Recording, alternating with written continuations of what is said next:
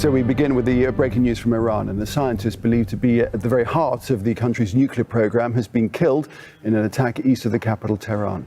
Mohsin Fakhrizadeh was associated with the Iranian Revolutionary Guard Corps and was sanctioned by the US in 2008. Iranian Foreign Minister Javad Zarif has described the killing as murder and said terrorists are responsible. He says there are indications of Israel playing a role, although he did not provide any evidence of that. Israel has refused to comment.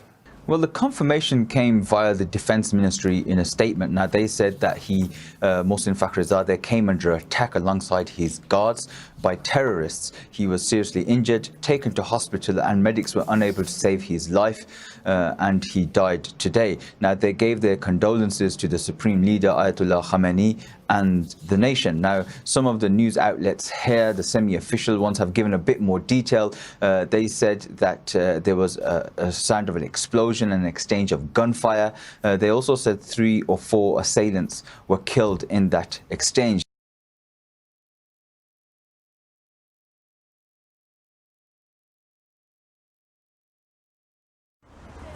South Korea's intelligence agency foiled North Korean attempts to hack into South Korean companies developing coronavirus vaccines, according to officials.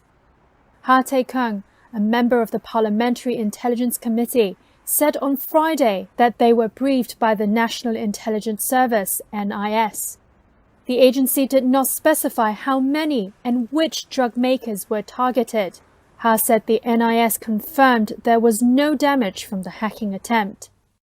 The revelation came after Microsoft said early this month that hackers working for the Russian and North Korean governments have tried to break into the networks of 7 pharmaceutical companies and vaccine researchers in Canada, France, India, South Korea, and the United States.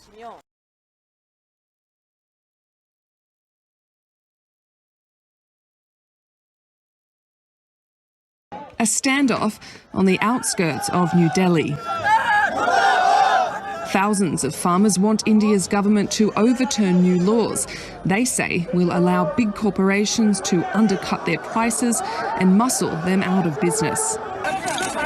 Some made a break for the capital and just snuck through. Others chose a more heavy-handed approach. Hundreds managed to enter the capital. They hope their presence will pressure the Modi government to repeal the laws passed in September. New Delhi says the laws will transform agriculture and attract private investment. Farmers fear big investors will bind them into unfavourable contracts beyond the understanding of most.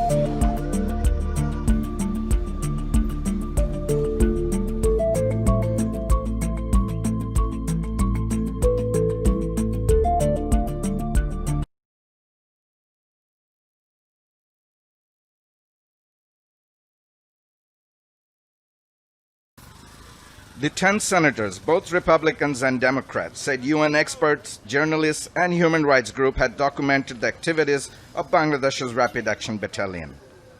In a letter to the Trump administration, they said there were cases of extrajudicial killings and forced disappearances and widespread torture. Human rights groups say law enforcement agencies are often used by the ruling parties to repress opposition and dissent. Rights groups have criticized Bangladesh government for hundreds of extrajudicial killings as part of their so-called anti-drug, anti-terror clampdowns. Amnesty International has accused officials here of fabricating evidence to support their statements of gunfights and crossfire deaths instead of launching proper investigations.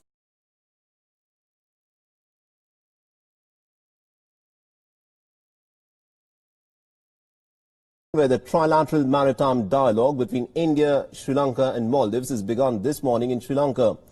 The island nation is hosting the 4th National Security Advisors trilateral meeting on the maritime security cooperation with India and Maldives. The meeting is taking place after 6 years, with the last meeting having been held in New Delhi way back in 2014. Now, India's National Security Advisor Ajit Doval is presently in Colombo for this trilateral meet, and this is in fact the first visit by the Indian NSA during the pandemic. Now, Sri Lanka is being represented by its Defence Secretary Major General Kamal Gunaratne. On the other hand, Maldives Defence Minister Maria Didi is also present at this meeting. The meeting will discuss issues related to cooperation in maritime security in the Indian Ocean region.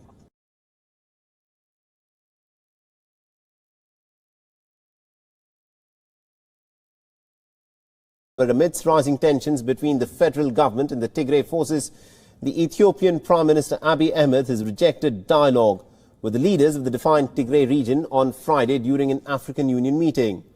The Prime Minister Abiy Ahmed ruled out any diplomatic dialogue with the leaders of the region on Friday, but said that he is still willing to speak to some representatives who operate legally in the area. The meeting came as the Ethiopian news agency reported the military's capture of several key towns around the Tigray capital of Mekelle, as more people have fled from the city ahead of a promised final phase of the offensive. During the African Union meeting, Prime Minister Abiy Ahmed further said that he and his government will be protecting innocent civilians who are caught in the conflict in the northern Tigray region. Meanwhile, at least about one rocket fired from Ethiopia's northern Tigray region targeted neighboring Eritrea on Friday night.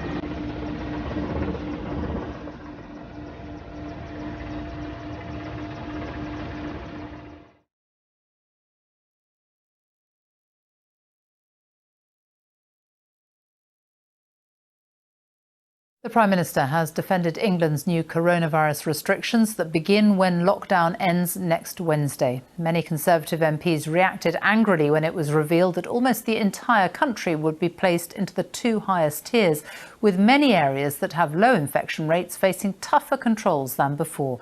They're calling for a more locally targeted approach. Boris Johnson said he realised it was frustrating, but insisted that the restrictions were necessary to curb the disease.